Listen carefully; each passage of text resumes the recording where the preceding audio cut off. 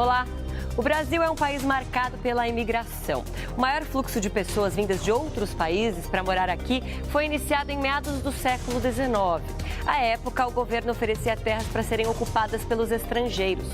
Hoje, o perfil dos imigrantes e os caminhos que eles percorrem até conseguirem se estabelecer no Brasil são bem diferentes e foram mapeados por um estudo recém-lançado.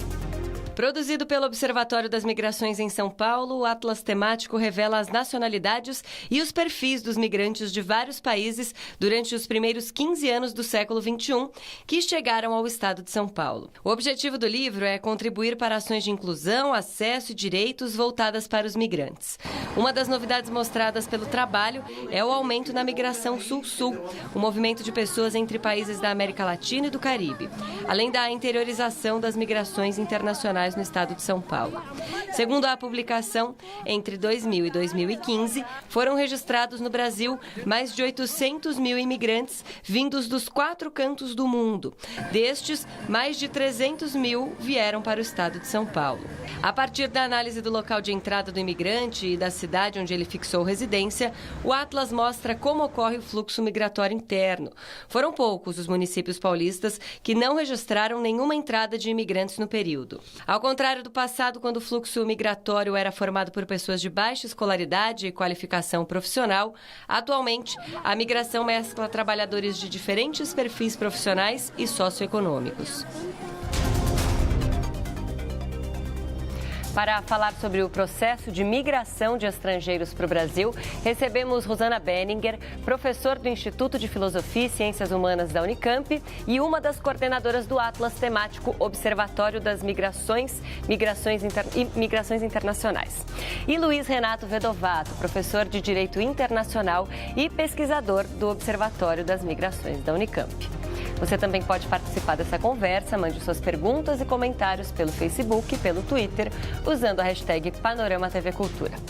Boa tarde, muito obrigada pela presença dos dois. Bom, a gente fez um pequeno resumo sobre o que vocês trouxeram aqui no Atlas, que inclusive é bem volumoso, né? São inúmeras informações. Eu queria só que você complementasse, professora, qual que é aí o principal objetivo dessa publicação.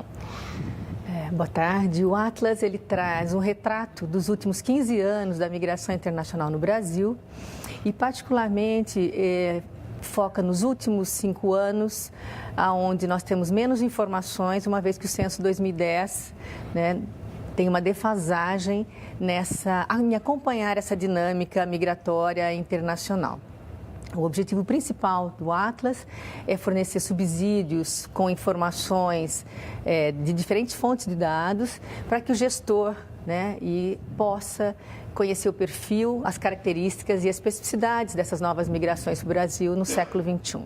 Dentro dessas migrações, a gente tem refugiados e imigrantes, né? Existe uma diferença bem grande entre essas duas motivações que trazem os estrangeiros para morar em outros países, né, professor? Eu queria que você explicasse para a gente.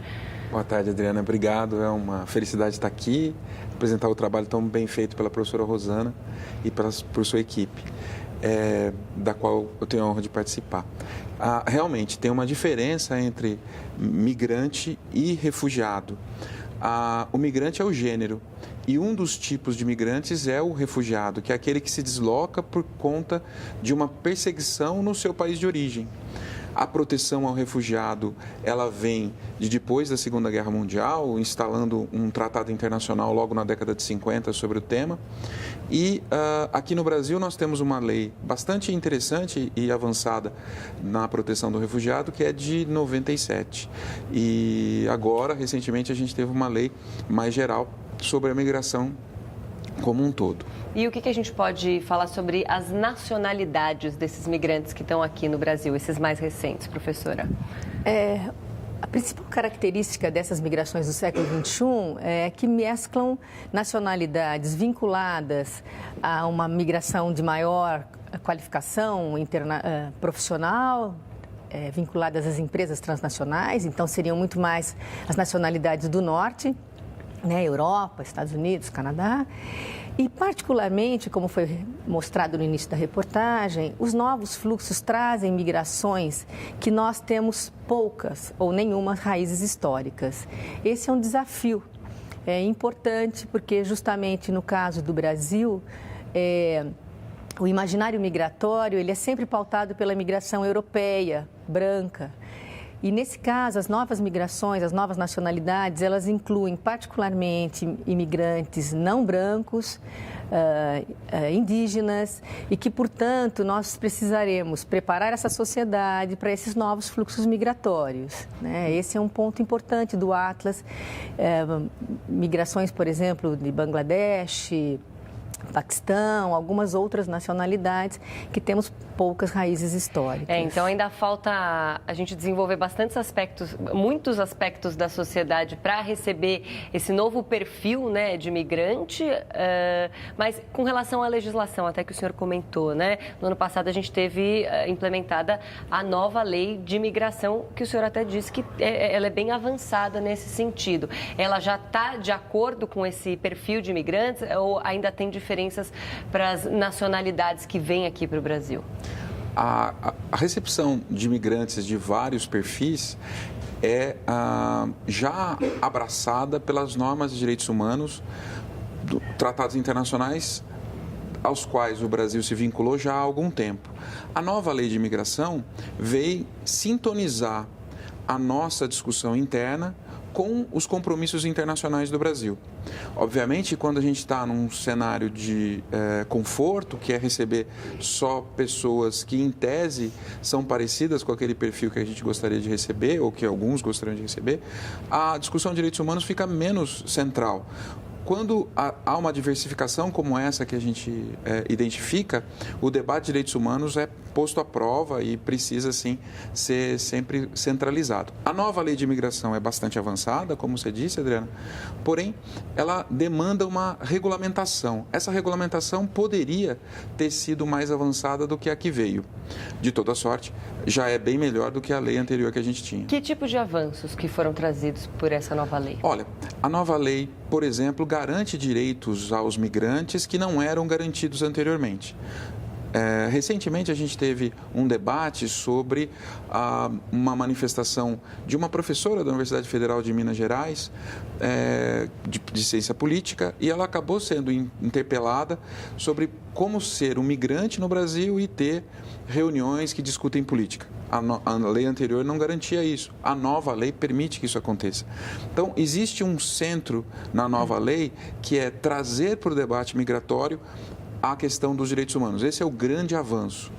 Professora, um dos pontos que vocês levantam no Atlas é a interiorização da migração, principalmente aqui no estado de São Paulo. Explica para a gente o que é essa interiorização e por que ela está acontecendo. Sim, uma das novidades do Atlas justamente é mostrar que a maior parte dos municípios paulistas convive, né, com migrações internacionais, quer seja da mão de obra qualificada, pela alocação em diferentes municípios das empresas transnacionais, então uma mão de obra bastante específica, né, particularmente americanos, coreanos, vinculada a essas indústrias transnacionais, mas de outro lado, justamente por o interior ter a capacidade dessa dinâmica industrial e, ao mesmo tempo, a dinâmica do agronegócio, ele junta a possibilidade de uma maior oferta de emprego. Aliado a isto, a possibilidade que os imigrantes têm, particularmente nos últimos 5 anos, e isso mais vinculado à migração haitiana e a latino-americana, de estarem documentados, né? Tanto pelo acordo de residência do Mercosul, a partir de 2009, a anistia, eles passam, portanto, a ter uma documentação e isso lhes garante uma carteira de trabalho, fazendo com que eles possam, então, exercer o seu direito de ir e vir. No momento ainda em que os migrantes estavam indocumentados, eles estavam bastante concentrados na capital. A partir do momento em que eles passam a ter essa documentação, quer seja pelo acordo de residência do Mercosul, para os latino-americanos, quer seja a partir do refúgio ou da própria solicitação de refúgio, que também garante uma permanência documentada, faz com que essa possibilidade de ir e vir seja também garantida aos imigrantes. E isso tem a ver com a nova lei de imigração, professor? Ela antecede a nova lei de imigração, mas a nova lei de imigração vem abraçar essa possibilidade com maior clareza. Quanto mais direitos se dá a um grupo, menor é a chance de haver ali violações, como, por exemplo, situação de trabalho escravo, que a pessoa não fica com receio de se reportar às autoridades. E não se traz aí nenhuma desconfiguração para a relação de trabalho. Bom, o principal objetivo do Atlas, como você mesma já mencionou, não é, professora, é dar um tipo de suporte para os gestores conseguirem oferecer melhores políticas públicas para essas pessoas de fora que chegam aqui no Brasil. Você já levantou a questão do trabalho, que agora está um pouco mais fácil, né? E é um dos motivos que tem levado os migrantes para cidades menores e tirado o grande fluxo aqui que a gente concentra na capital. Mas quais são outras políticas públicas que são urgentes, pelo que você identificou? Eu imagino, assim, dependendo da nacionalidade, o idioma talvez seja a primeira barreira que as pessoas encontram aqui, os estrangeiros? Então, o idioma ele é importante para justamente romper, né, essa barreira entre o nós e o outros. O Atlas ele traz um mapeamento das crianças no ensino médio e na educação básica pelos municípios do estado de São Paulo, mostrando, inclusive, a importância de que municípios, independente das suas regiões metropolitanas ou aglomerados urbanos, passem a pensar em políticas absolutamente voltadas para diferentes contingentes migratórios, porque terão demandas diferenciadas. Então, de um lado, o desafio é que as interpretações dos movimentos migratórios no século XXI se pautam em aspectos globais, mas os desafios se impõem no âmbito local e, portanto, as municipalidades terão que estar preparadas para esse desafio. Bom, vamos aproveitar que você falou sobre educação e iniciativas locais. Em parceria com a Unesco, uma escola de São Paulo mostra como é possível a convivência entre os povos e a mistura de idiomas. Então, pessoal, é o seguinte, sem gritar, sem bagunçar. Olhando assim, nem parece, mas muitos alunos dessa escola municipal na zona norte da capital paulista vieram de outros países e fazem parte de 1.700.000 estrangeiros que vivem no Brasil. Nos corredores da escola é comum ouvirmos palavras em espanhol e em árabe. 20% dos estudantes são imigrantes, filhos de imigrantes ou refugiados. Aqui, o conhecimento sobre outras culturas se tornou a chave para afastar o preconceito e aumentar a solidariedade. A escola faz parte de um programa mundial da Unesco, a Organização das Nações Unidas para a Educação, a Ciência e a Cultura de acolhimento a estrangeiros. Primeiro que é uma política, um projeto de inclusão, né, assim, de trazer a tranquilidade para que esses refugiados e imigrantes se sintam bem na escola, né? Então, a partir disso, eles vão poder fazer a coisa mais importante que uma escola pode oferecer, que é a aprendizagem. Quase 4.600 estrangeiros estão matriculados na rede municipal de ensino de São Paulo. Nas escolas estaduais, o número é ainda maior, 10.000 alunos. A maioria veio da Bolívia, Angola, Haiti e Japão. O angolano Abel está na escola há 2 meses e escolheu o português como matéria favorita. Estou com muita vontade de estudar aqui no Brasil. Para ajudar na adaptação dessas crianças, foi criado em 2012 o programa Escola Apropriada, Educação, Cidadania e Direitos Humanos. Ele tem como objetivo o compartilhamento de informações das origens desses alunos. Você sai de uma situação de opressão para uma situação de boa convivência. A Maias é mais um exemplo dessa adaptação. Ela chegou da Síria há 4 anos e já conquistou vários amigos. Eu tenho um montão, igual uma caixa bem grandona, viu? Uma caixa bem grandona de amiguinhos? É. Você guarda todos eles assim e leva pra casa depois? Não. Esse exemplo das crianças, ele é bom porque a gente mostra que quando nós colocamos pessoas que ainda são livres de preconceitos para conviverem juntas desde os primeiros anos de vida, eles não enxergam, né, essa diferença ou enxergam de uma maneira diferente, algo como somar e não, não, ela tem que ficar parecida comigo. Aqui tem uma pergunta do Luiz pelo Twitter, ele quer saber, a sociedade que deve se adaptar aos novos migrantes ou a sociedade deveria adaptar os migrantes às nossas culturas? Bom, esse é um tema bastante debatido, justamente porque o importante é que nós não voltemos na questão de que a sociedade faça com que o indivíduo se assimile ao local. a perspectiva da multiculturalidade, como mostra essa escola, ela é importantíssima justamente para ampliar, né, a capacidade de tolerância das pessoas, o respeito, a garantia dos direitos, né, e de não violações de direitos humanos. Então, nós, particularmente, que viemos desse mito de receptividade migratória, esse mito, ele justamente está calcado na questão da assimilação, quer dizer, os desejados acabaram ficando no Brasil, os indesejados, né? Então, a possibilidade dessa mudança, nessa estrutura da sociedade frente ao imigrante, ela tem um papel importante nessas escolas que agora acolhem essas diferentes nacionalidades. Então, eu vejo muito mais que nós como sociedade, que temos que receber e nos adaptarmos, isso sim, nós adaptarmos, né, a diferentes culturas, nacionalidades, justamente para garantir que a nossa cultura não isole ou não oprima a cultura do outro. Então, como sociedade, a gente ainda tem que evoluir muito nesse sentido, de respeitar, né, a cultura e toda essa diversidade que você já mencionou. Legalmente, a gente teve o avanço da Lei de Imigração de maio do ano passado e tem também uma medida provisória que está em pauta no Congresso, justamente tendo um perfil de migrantes como pauta. É isso, não é, doutora? É exatamente isso, Adriana. Essa medida provisória, ela tem como objetivo uma facilitação na recepção de imigrantes que estão nos seus países de origem, passando por alguma dificuldade humanitária.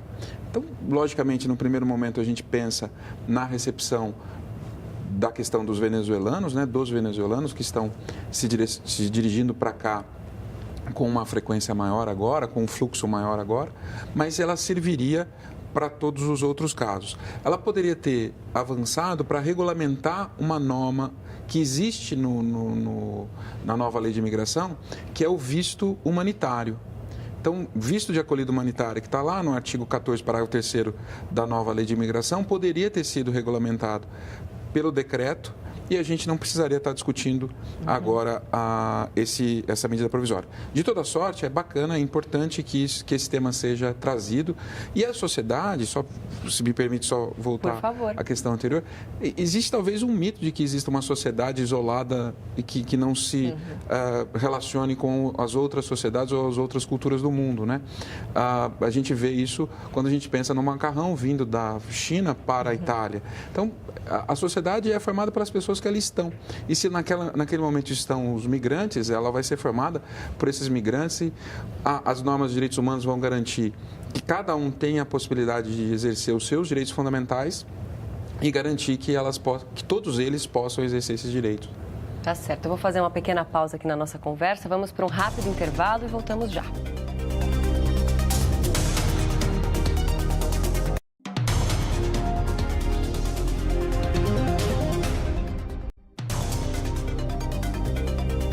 Já estamos de volta com o Panorama. Hoje falamos sobre o processo de migração de estrangeiros no Brasil. Recebemos Rosana Benninger, professora do Instituto de Filosofia e Ciências Humanas da Unicamp e uma das coordenadoras do Atlas Temático Observatório das Migrações Internacionais. E Luiz Renato Vedovato, professor de Direito Internacional da Unicamp. Continue participando da nossa conversa pelas redes sociais, pelo Facebook e pelo Twitter, usando a hashtag Panorama TV Cultura. Um balanço do Ministério da Justiça mostrou que 86 mil estrangeiros esperam uma resposta sobre pedidos de refúgio no Brasil. O Comitê Nacional para Refugiados, que faz parte do Ministério da Justiça, tem apenas 14 funcionários para processar essa demanda, que cresceu no ano passado.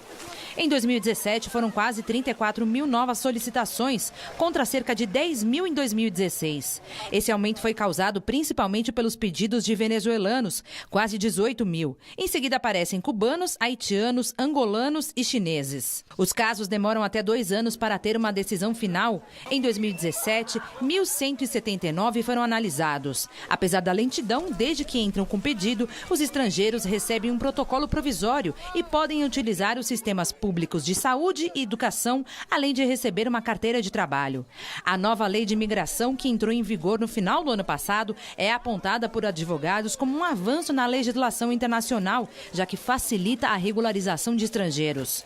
De acordo com a ONU, a Organização das Nações Unidas, existem no mundo mais de 65 milhões de refugiados.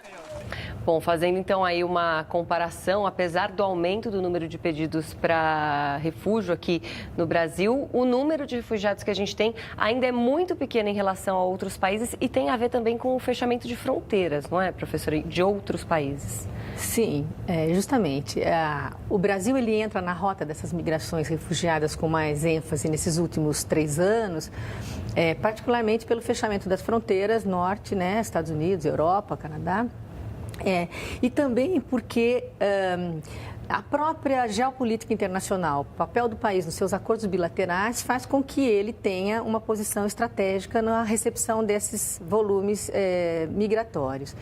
O importante é que, embora o número de solicitações de refúgios tenha aumentado, ela, enquanto a regulamentação da lei não entra em vigor, ela continua sendo uma estratégia de permanência documentada no país, né? Então, como demora muito tempo para essas solicitações serem reconhecidas, parte desses imigrantes já saem do país. Então, um ponto importante talvez para entender e para que a gente possa tirar essa questão da migração internacional do Brasil como destino migratório é entender que nessas migrações sul-sul, o Brasil passa a ser um país também de trânsito migratório, né? O Brasil não é mais apenas a etapa final dessas migrações, como acabou sendo para grande parte da migração no século XIX para o século XX.